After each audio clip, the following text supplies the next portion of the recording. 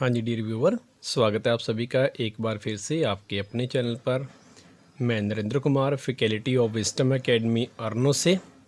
तो आज हम फिर आपके लिए एक बार फिर से इकोनॉमिक्स का जो हमने सेकंड चैप्टर स्टार्ट किया था, basic concept of the macro economics, इस चैप्टर का ये वीडियो का आपका पार्ट नंबर 4 है। 3 पार्ट हम पहले ऑलरेडी अपलोड कर चुके हैं और इस पार्ट के अंदर जो मैं आपको टॉपिक क्लियर करवाऊंगा वो आपका टॉपिक रहेगा क्लासिफिकेशन ऑफ गुड्स। तो चलिए स्टार्ट करते हैं कि जो गुड्स की क्लासिफिकेशन हो कैसे की जाती है। तो गुड्स की क्लासिफिकेशन आप 2 टाइप से कर सकते हो।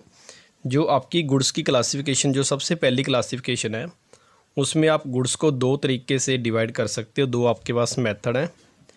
एक तो आपकी गुड्स होती हैं फाइनल गुड्स, और जो दूसरी गुड्स होती हैं इनको हम बोलते हैं इंटरमीडिएट गुड्स। इंटरमीडिएट गुड्स एक डिवीज़न तो हम इस तरीके से कर सकते हैं। और जो मैंने ये डिवीज़न करी है ये आपकी यूज़ के बेस पे है कि आप उस गुड का कैसे यूज़ कर सकते हैं। ज़रूरी नहीं होता कि इकोनॉमिक्स के अंदर जो हर एक गुड है वो फाइनल हो या हर एक गुड ही इंटरमीडिएट हो। सेम गुड इंटरमीडिएट भी हो सकती है, सेम गुड फाइनल भी हो सकती है। वो डिपेंड करता है कि आप उसका यूज़ किस स्टेज पर कर रहे हो। आपको थोड़ी देर में ये कंसेप्ट है वो क्लियर हो जाएगा कि कैसे मैं इसको स्टेज के बेस पे बोल रहा हूँ। और जो आपकी सेकंड डिवीज़न है गुड्स की वो आपकी फिर 2 टाइप की है। आप इसको ऐसे भी डिवाइड कर सकते हो कि एक गुड्स होती है हमारी कंज्यूमर गुड्स और दूसरी जो हमारी गुड्स है उसको हम बोलते हैं कैपिटल गुड्स। कैपिटल गुड्स तो इस तरीके से भी हम इसको डिवाइड कर सकते हैं कि एक तो वो गुड्स है जिनको कंज्यूमर यूज़ करता है, एक दूसरी गुड्स वो हैं जिनको प्रोड्यूसर यूज़ करता है। अब जितनी भी गुड्स कंज्यूमर यूज़ करता है तो वो आपकी कंज्यूमर गुड्स है, और जितनी भी गुड्स प्रोड्यूसर यूज़ करता है तो वो ज़रूरी नहीं होता कि वो सारी ही कैपिटल गुड्स हो। जितनी भी कैपिटल गुड है वो क्लियर होगा कि उनको यूज़ कौन करेगा, प्रोड्यूसर ही यूज़ करेगा। लेकिन ये बात ज़रूरी नहीं है कि जितनी भी प्रोड्यूसर गुड्स यूज़ करता है वो सारी की सारी कैपिटल गुड्स हो। तो ये भी कंसेप्ट आपको थोड़ी देर में क्लियर हो जाएगा। आगे हम वीडियो के अंदर इसके बारे में बात करेंगे। तो आपको मैंने 2 टाइप की क्लासिफिकेशन बताई है। एक तो आपकी है फाइनल गुड और एक इंटरमीडिएट गुड के बेस पे, और दूसरी आपकी डिवीज़न होती है कंज्यूमर गुड्स और कैपिटल गुड्स। अब इन्हीं टॉपिक्स को लेके हम आगे अपना टॉपिक है जो उसको एक्सटेंड करेंगे। सबसे पहले हम क्लियर करेंगे कि फाइनल गुड्स और जो इंटरमीडिएट गुड्स होती हैं इनमें बेसिक डिफरेंस कहाँ पर है। तो सबसे पहली डिवीज़न हमारे पास फाइनल और इंटरमीडिएट। अब फाइनल गुड और इंटरमीडिएट गुड्स में डिफरेंस क्या होता है। तो जैसे हमने सपोज़ करो कि एक बाउंड्री लाइन बनाई है। ये हमारे पास एक लाइन है जो कि प्रोडक्शन की लाइन है। यहाँ पे हमने लिख ली स्टेज ए। यहाँ पर स्टेज हमारी ए है, इसके बाद ये आपकी स्टेज बी है, और इसके बाद ये स्टेज सी है, और इसके बाद सपोज़ करो कि ये आपकी स्टेज डी है। तो हमने 4 स्टेज के ऊपर प्रोडक्शन है जो वो करनी है। यहाँ पे मैंने पहली स्टेज के ऊपर एक प्रोडक्ट ले लिया वीट यानी कि गेहूँ। दूसरी स्टेज पे मैंने इस वीट को कन्वर्ट कर दिया सपोज़ करो फ्लोर के अंदर। फ्लोर का मतलब होता है आटा। और तीसरी स्टेज पर मैंने इसको एक बेकरी वाले को बेच दिया और उसने इसको तैयार कर लिया इसके बिस्किट। और बेकरी वाले ने आगे कन्फेक्शनरी वाले को बेच दिया, और कन्फेक्शनरी वाले ने इसके ऊपर क्या कर दिया, प्रोडक्शन किया, और प्रोडक्शन के साथ क्या बना लिया, इसका केक बना लिया। तो इस तरीके से आप देखोगे कि जो वीट है वो फर्स्ट स्टेज से सेकंड स्टेज पे गई तो उसका फॉर्म चेंज हो गया, फिर थर्ड फॉर्म पे गई, फिर फोर्थ फॉर्म पे गई। तो ये आपकी पहले प्रोडक्शन ए से चली, फिर बी तक गई, फिर सी तक गई, फिर डी तक। तो ये आपकी प्रोडक्शन की बाउंड्री लाइन है। और यहाँ से सपोज़ करो कि इस केक को आपने कंज्यूम कर लिया, यानी कि कंज्यूमर ने इसको खा लिया। तो इस स्टेज के अंदर जो हमारा केक है, इस केक को हम बोलेंगे आपकी final good. Final good, final good का मतलब कि वो गुड जो अपनी प्रोडक्शन की जो ये बाउंड्री लाइन है यहाँ पे ख़त्म हो रही है। तो फाइनल गुड वो गुड होती है जो अपनी प्रोडक्शन की बाउंड्री लाइन क्रॉस कर चुकी है और इसको हमने कंजम्पशन कर लिया है, यानी कि इसका हमने यूज़ है जो वो कर लिया। तो इसको हम बोलेंगे फाइनल गुड। तो फाइनल गुड की अगर डेफिनेशन की बात करें तो फाइनल गुड वो गुड होती हैं जो अपनी प्रोडक्शन की बाउंड्री लाइन क्रॉस कर चुकी हैं और वो अपने कंज्यूमर के लिए खाने के लिए रेडी हैं। तो ऐसी गुड्स को हम बोलते हैं फाइनल गुड्स। अब यहाँ से देखा जाए तो जो केक है उसके अंदर हमने क्या यूज़ किया, बिस्किट। केक बनाने के लिए बिस्कुट का इस्तेमाल हुआ, तो इसका मतलब जो ये बिस्किट है वो आपकी कौन सी गुड है, इसको हम इंटरमीडिएट गुड बोलेंगे। इसी तरीके से अगर मान लो कि बिस्कुट है, अगर बिस्कुट को देखें तो बिस्कुट के अंदर क्या यूज़ किया हमने, आटा यूज़ किया, तो यहाँ पे जो हमारा फ्लोर है वो बिस्किट के हिसाब से क्या है, इंटरमीडिएट। और बिस्कुट खुद भी इंटरमीडिएट हो सकता है, किसके हिसाब से, केक के हिसाब से, क्योंकि केक बनाने के लिए क्या यूज़ किया, बिस्किट। तो यहाँ पे आपका जो बिस्किट है वो क्या आ गया, इंटरमीडिएट। और बिस्कुट के हिसाब से कौन सा इंटरमीडिएट है, फ्लोर। और फ्लोर के हिसाब से कौन सा इंटरमीडिएट है, व्हीट है। तो इस तरीके से आप पहचान कर सकते हो कि आपकी वो गुड है जो फाइनल है या इंटरमीडिएट है। अब सपोज़ करो कि इस बिस्कुट को इस स्टेज पे हमने खा लिया, इसका हमने सपोज़ करो केक नहीं बनाया, हमने इसको केक बनाने से पहले ही इसको कंज्यूम कर लिया, तो इसका मतलब अब जो ये केक है आपकी यही क्या बन जाएगी, फाइनल गुड। अगर हम केक को लेके चलें नेक्स्ट स्टेज पर, यानी कि बिस्कुट को अगर लेके चलें हम केक वाली स्टेज पर, तो यही बिस्कुट जो हमें पहले फाइनल नज़र आ रहा था, अगर इसको हम नेक्स्ट स्टेज पर लेकर गए हैं तो यही आपका बिस्कुट क्या बन जाएगा, इंटरमीडिएट गुड। तो ये डिपेंड करता है कि आपने उसका यूज़ किस स्टेज पर किया है। अगर बिस्कुट को यहीं पे आपने खा लिया तो आपका ये बिस्कुट क्या बन जाएगा, फाइनल गुड। लेकिन अगर इसी बिस्कुट को आपने कन्वर्ट कर दिया केक के अंदर, तो इट मीन्स ये आपकी कौन सी गुड बन जाएगी, यही बिस्कुट आपकी इंटरमीडिएट गुड भी बन सकती है। तो डिपेंड अब इस बात पे करता है कि आपने उसका यूज़ है जो वो किस स्टेज पर किया है। तो यहाँ से आपको ये क्लियर हो गया कि इस पूरी प्रोडक्शन लाइन के अंदर जो आपका केक है वो कौन सी गुड है, फाइनल। पर ये ज़रूरी नहीं है, हम बिस्कुट को भी इंटरमीडिएट फाइनल गुड लिख सकते हैं, लेकिन अगर डिपेंड करता है कि आप उसका केक बनाओगे या नहीं बनाओगे। अगर आपने बिस्कुट को यहीं पे कंज्यूम कर लिया तो आपका बिस्कुट भी क्या बन सकता है, फाइनल गुड बन सकता है। अब लेकिन जो मैंने लाइन बनाई है उसके हिसाब से अगर देखा जाए तो अगर बिस्कुट के हमने केक बनाए हैं तो बिस्कुट है जो वो हमारा कौन सी गुड बनेगा, वो आपकी इंटरमीडिएट गुड बनती है। अगर बिस्कुट को कंज्यूम कर लिया तो फाइनल हो जाएगा। अगर बिस्कुट के हिसाब से देखा जाए तो फिर जो फ्लोर है वो भी क्या एक इंटरमीडिएट गुड हो सकता है। तो यहाँ से आप अपना कंसेप्ट क्लियर कर सकते हैं कि फाइनल गुड और इंटरमीडिएट गुड्स में क्या फ़र्क होता है। एक ही गुड फाइनल भी हो सकती है, एक ही गुड इंटरमीडिएट हो सकती है। बस बात आपको ये ध्यान में रखनी है कि अगर उसको इसी स्टेज पर हमने यूज़ कर लिया तो ये आपकी फ़ाइनल है, अगर इसको हम नेक्स्ट स्टेज पर लेकर गए तो यही आपकी गुड इंटरमीडिएट हो जाएगी। अब डिफरेंस में हमने पहला पॉइंट नोट करना है कि हमारा इन दोनों के अंदर जो पहला डिफरेंस क्या है। तो सबसे पहला हम इसकी डेफिनेशन के बेस पे लिखेंगे, it has crossed the boundary line of production, कि इसने अपनी प्रोडक्शन की जो बाउंड्री लाइन है वो आपकी क्रॉस कर ली और ये अपने कंज्यूमर के खाने के लिए तैयार है, इसको अब हम नेक्स्ट स्टेज पर नहीं लेके जाएंगे। तो it has cross the boundary line of the production, कि इसने अपनी जो प्रोडक्शन की बाउंड्री लाइन है उसको कंप्लीट कर लिया है। लेकिन जो इंटरमीडिएट गुड होती हैं इन्होंने अभी अपनी जो प्रोडक्शन की बाउंड्री लाइन है जो वो क्रॉस नहीं करी। It has not crossed the boundary line of production, कि इसने अपनी जो प्रोडक्शन की बाउंड्री लाइन है इसको क्रॉस नहीं किया, ये अपनी नेक्स्ट स्टेज के ऊपर हम उसे लेकर जा रहे हैं। जैसे पीछे हमने बताया कि जो बिस्किट है वो केक के हिसाब से उसने अपनी प्रोडक्शन की बाउंड्री लाइन क्रॉस नहीं करी, लेकिन जो केक कंज्यूमर ने यूज़ कर लिया तो इसका मतलब उसने अपनी प्रोडक्शन की बाउंड्री लाइन है जो वो क्रॉस कर ली है। उसके बाद जो दूसरा डिफरेंस हमारे पास है कि जो आपकी फाइनल गुड होती हैं इनकी वैल्यू है जो उसको इंक्रीज़ नहीं किया जा सकता। Value is not to be added, value is not to be added of the goods.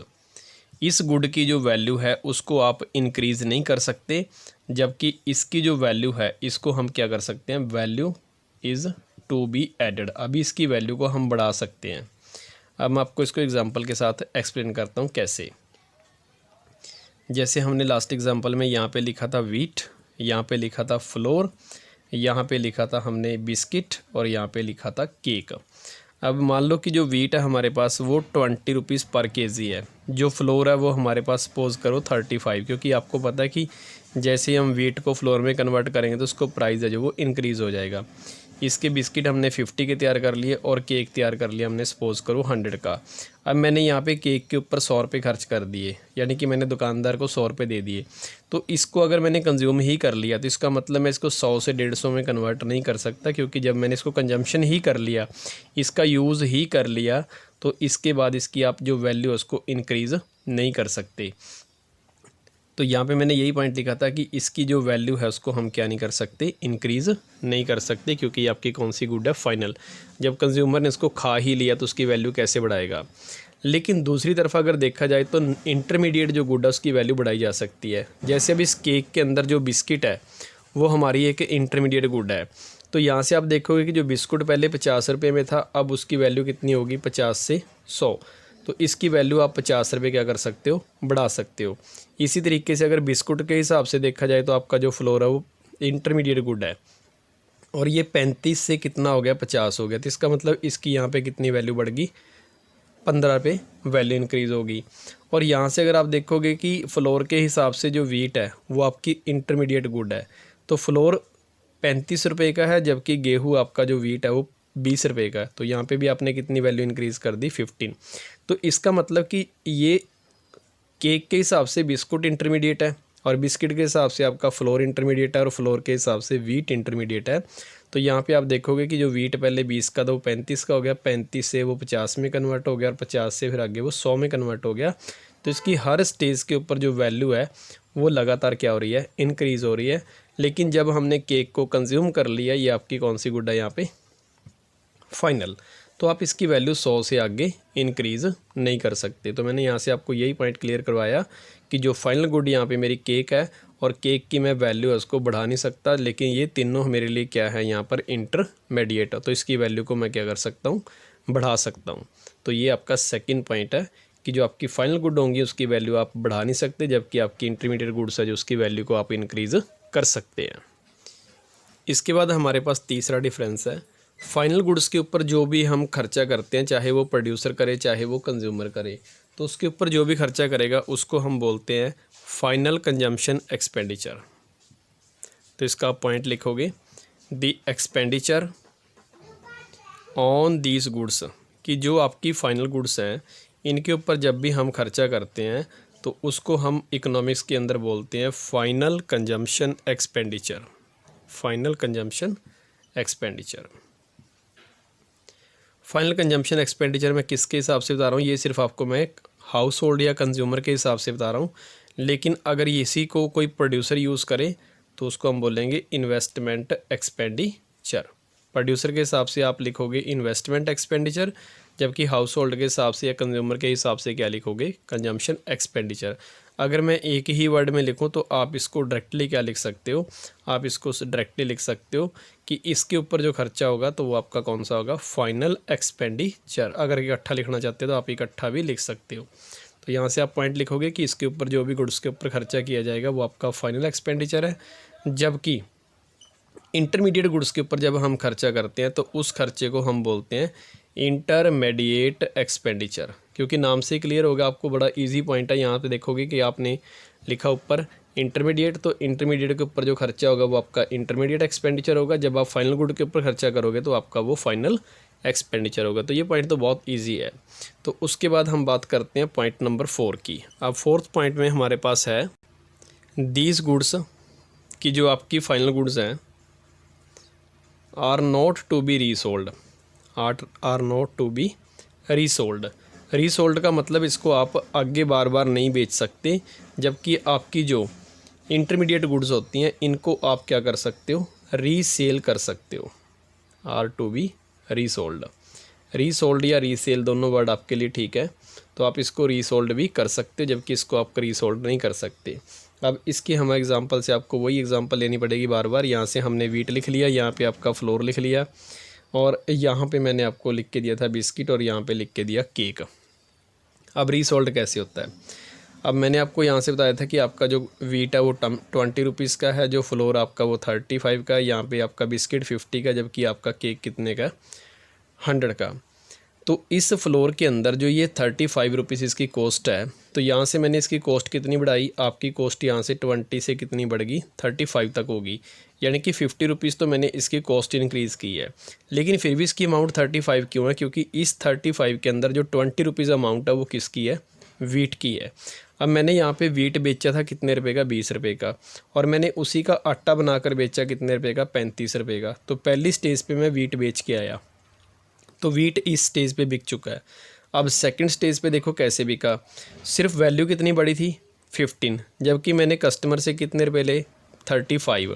तो मैंने ये 20 रुपये किस चीज़ के लिए, मैंने ये 20 रुपये इस वीट के लिए, क्योंकि मैंने इसको as a raw material use किया था। 20 रुपये मैंने वीट के लिए और 15 रुपये मैंने जो वैल्यू ऐड की थी, तभी जाके मैंने उससे कितने रुपये लिए, 35 रुपये टोटल लिए।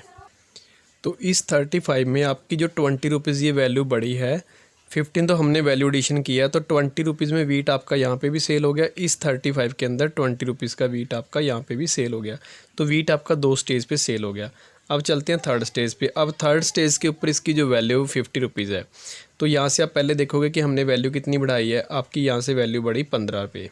15 तो हमने वैल्यू बढ़ाई है, और 15 जो हम पीछे वाली स्टेज पे बढ़ा के आए थे, जो सेकंड स्टेज पे बढ़ी थी, और इसके अंदर अब 20 रुपये हमने किसके ऐड किए, यहाँ पे वीट के। तो 20 प्लस 15, 35 और 15, तब जाके इसकी वैल्यू 50 हुई। तो आपका वीट यहाँ पे भी सेल हो गया। अब 100, अब यहाँ पे वैल्यू आपकी ऐड हुई 50 रुपये। 50 इस स्टेज से हुई, बी से लेके सी तक, और एफ से लेके हमारी बी तक हुई थी 15, और यहाँ से हमारी वैल्यू ऐड हुई थी अपनी डब्ल्यू से एफ तक, ये भी 15, और ये 20 रुपीज़ की हमने यहाँ पे क्या ऐड करी, वीट। तब जाके आप इन तीनों को ऐड करके देखोगे तो आपकी वैल्यू कितनी आ गई, 100। तो वीट इस स्टेज पे भी होगी 2, और यहाँ से 3, और यहाँ से 4। तो आपकी वीट कितनी स्टेज पे कैलकुलेट होगी, 4 स्टेज पे होगी। और इन चारों स्टेज के ऊपर हम देखा जाए तो जो वीट है वो आपकी क्या थी, इंटरमीडिएट। तो वीट आपकी यहाँ पे 4 स्टेज पे सेल होगी। इसका मतलब आप इंटरमीडिएट गुड्स को रीसेल कर सकते हो।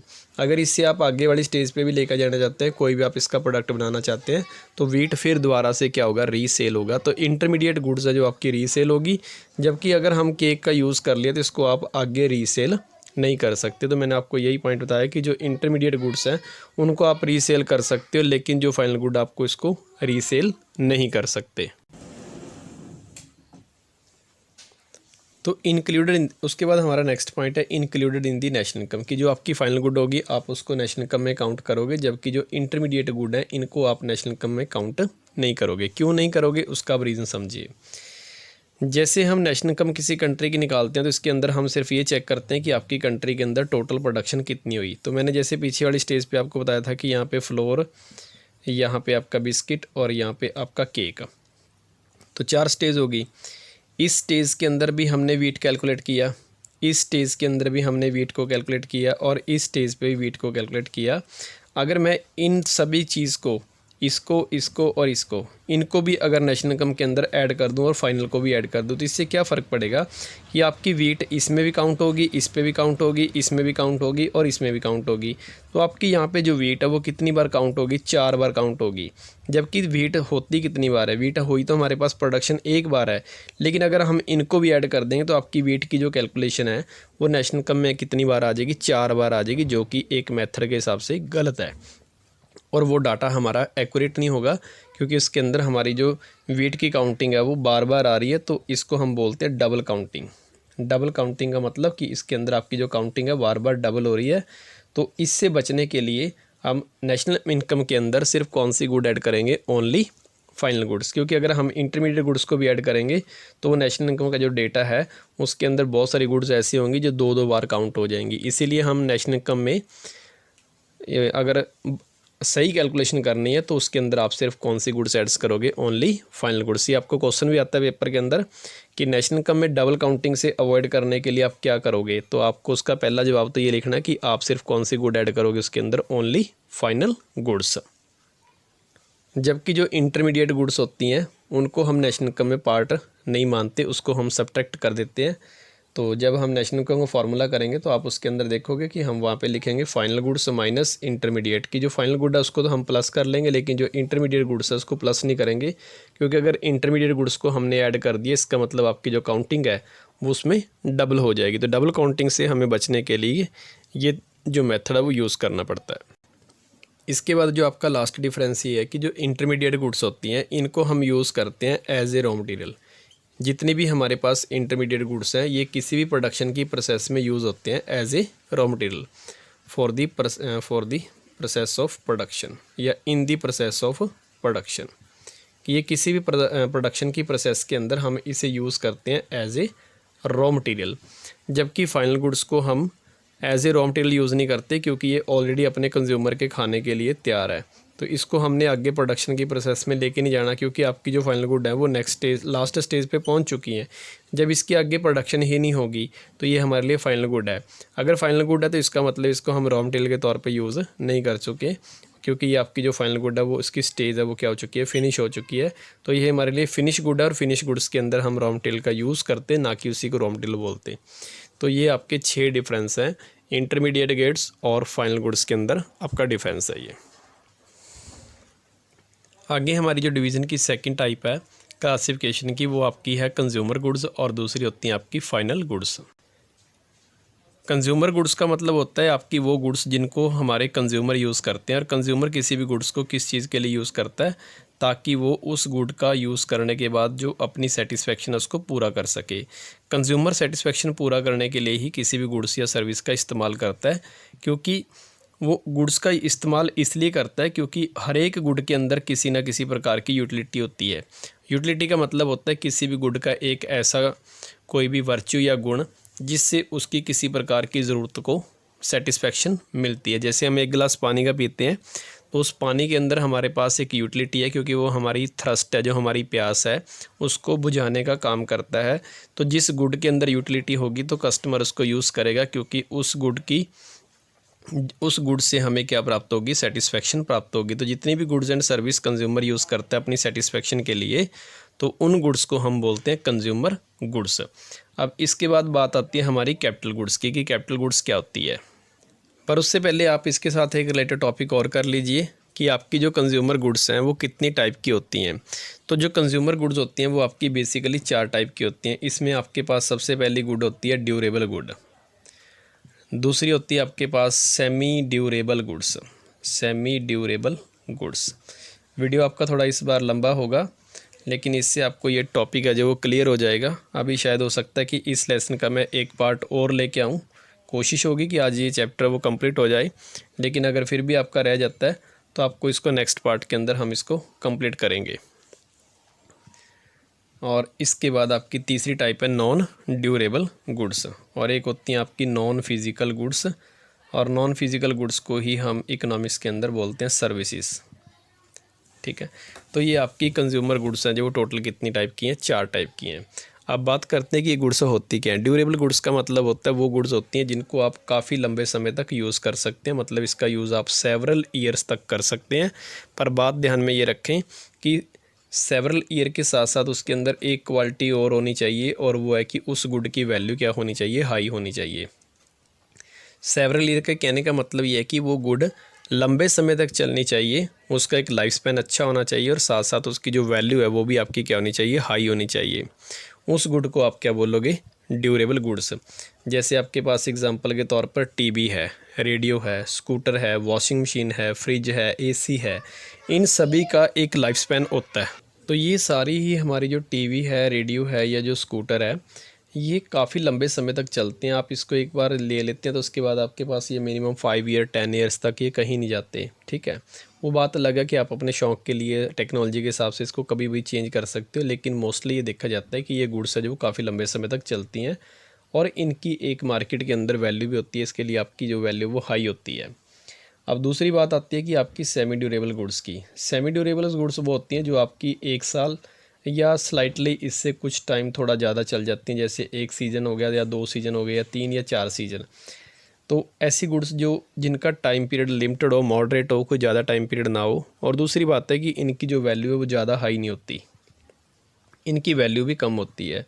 इसका मार्केट के अंदर कॉस्ट काफ़ी कम होता है।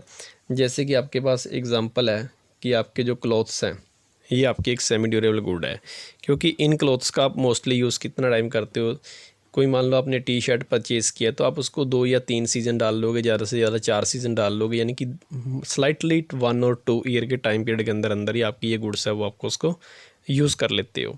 इसी प्रकार से आपके पास क्रोकरी है, क्रोकरी का सामान जितना भी है ये आपका किसके अंदर आता है, मोस्टली नॉन ड्यूरेबल। ऐसे ही कुछ हमारे पास इलेक्ट्रिक के गुड्स हैं, सारे इलेक्ट्रिक गुड्स नहीं है। जैसे मैं आपको एग्जांपल दूं, ट्यूबलाइट। अब ट्यूबलाइट चलने को तो क्या पता ये 10 साल ख़राब ना हो, आपने अगर एक बार घर के अंदर लगा दी, लेकिन फिर भी ये ड्यूरेबल गुड इसके लिए नहीं है क्योंकि इसकी वैल्यू हाई नहीं होती। आपको पता है कि जो ट्यूबलाइट होती है वो मोस्टली 150 या 100 180 के आसपास मिल जाती है। तो ट्यूबलाइट आपकी जो इलेक्ट्रॉनिक गैजेट्स के अंदर है जो वो सेमी ड्यूरेबल गुड्स के अंदर आएगी। टीवी भी एक इलेक्ट्रॉनिक है लेकिन इसकी वैल्यू क्या है, हाई है। तो आपको इस बात के ऊपर डिपेंड करता है कि उस गुड की आपने दोनों क्वालिटी चेक करनी है। अगर उसकी वैल्यू हाई है और प्लस वो काफ़ी लंबा समय में चल रही है तो आप इसके ऊपर क्लिक करोगे कि आपका आंसर क्या होगा, ड्यूरेबल। लेकिन अगर उसकी वैलिडिटी 1 ईयर या मोर देन 1 ईयर है, थोड़ा टाइम ज़्यादा है और उसकी वैल्यू हाई नहीं है, तो आप उस गुड को अंदर कैलकुलेट करोगे सेमी ड्यूरेबल गुड्स के अंदर। अब उसके बाद बात आती है कि नॉन ड्यूरेबल गुड्स कौन सी होती हैं। नॉन ड्यूरेबल भी कह सकते हो आप, इसको सिंगल यूज्ड गुड्स भी कह सकते हो। नॉन ड्यूरेबल गुड्स कौन सी होती हैं, ये वो गुड्स होती हैं जिनका यूज़ हम सिर्फ सिंगल टाइम कर सकते हैं, उसका बार बार रिपीटेडली यूज़ नहीं किया जा सकता। इसका सिंगल टाइम ही हम यूज़ कर सकते हैं। मैं आपको एग्जांपल दूं तो एग्जांपल के तौर पर आप इसके अंदर सिंगल यूज़ गुड्स के अंदर लिख सकते हैं, मिल्क लिख सकते हैं, बटर लिख सकते हैं। अगर आपने मिल्क को एक बार यूज़ कर लिया तो आप उसका रिपीटेडली यूज़ नहीं कर सकते और इसकी वैल्यू भी नॉर्मली लो होती है, ज़्यादा हाई वैल्यू नहीं होती। जैसे बटर है हमारे पास, बटर भी हमारे पास एक नॉन ड्यूरेबल गुड्स है जिसका हम सिर्फ 1 टाइम ही यूज़ कर सकते हैं। इसके बाद आते हैं हमारे पास नॉन फिज़िकल और सर्विस। नॉन फिज़िकल गुड्स क्या होती हैं, जिसमें हमारी सारी सर्विस इंक्लूड हैं और जो भी सर्विस होती हैं उनके हमारे क्या होते हैं, क्लाइंट्स होते हैं, जबकि जो गुड्स होती हैं उसके लिए हमारे कस्टमर होते हैं। तो जो आपकी सेमी ड्यूरेबल गुड्स के बाद, जो नॉन ड्यूरेबल गुड्स के बाद जो नॉन फिज़िकल गुड्स हैं, इसके अंदर आपकी आती हैं सारी सर्विस। जैसे आपने किसी लॉयर की सलाह लेनी है तो आपको सर्विस लेनी पड़ रही है।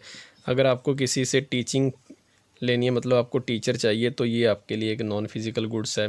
इसी तरीके से आप डॉक्टर से किसी प्रकार का भी ट्रीटमेंट लेते हैं, किसी सर्जन से लेते हैं, किसी डेंटिस्ट से लेते हैं, तो ये सारी ही आपकी सर्विसेज हैं। इंटरनेट भी एक हमारे पास क्या है, सर्विस है। तो इस तरीके से कस्टमर आपकी 4 टाइप्स की जो गुड्स हैं उनको यूज़ करता है, durable, semi durable, non durable and non physical goods. तो ये आपकी कंज्यूमर की जो गुड्स हैं वो मोस्टली कितनी टाइप की हैं, आपकी 4 टाइप की हैं। अब इसके बाद हम बात कर लेते हैं आपकी पर्टिकुलर कैपिटल गुड की, कैपिटल गुड्स।